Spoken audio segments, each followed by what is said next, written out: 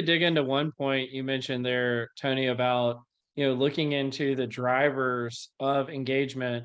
Another thing that's typically done kind of in a similar vein in people analytics is companies looking into drivers of turnover. But it's my understanding that you guys take kind of a different lens on how you might look into that in an organization. Do you want to talk about that at all?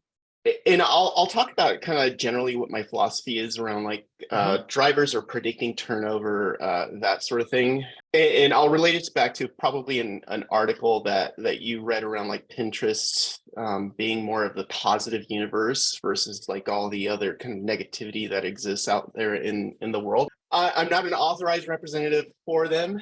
Or for the company, but I'll talk about like generally my philosophy tends to be more on like the positive side of analytics. I mean, we talk a lot about predicting or understanding the drivers of turnover, but time and time again, what I've seen over and over again at any company that I go to is that when you find out what are the actual drivers of people leaving, it's already too late. It's too late. Like that's that point in the employee's kind of life cycle where do they just kind of tip over and there's a higher likelihood of leaving. So what you're identifying are the things that led them to that point.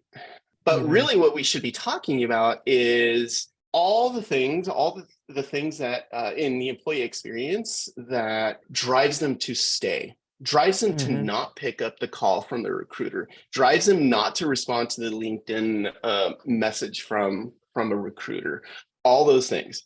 Right. And that's like like we're talking about predicting like longevity, tenure in a company, the employee experience, all those things, right? After that point, after that point where they are more willing to pick up the call from another company, it's almost a toss of a coin as to whether you can actually keep them after that.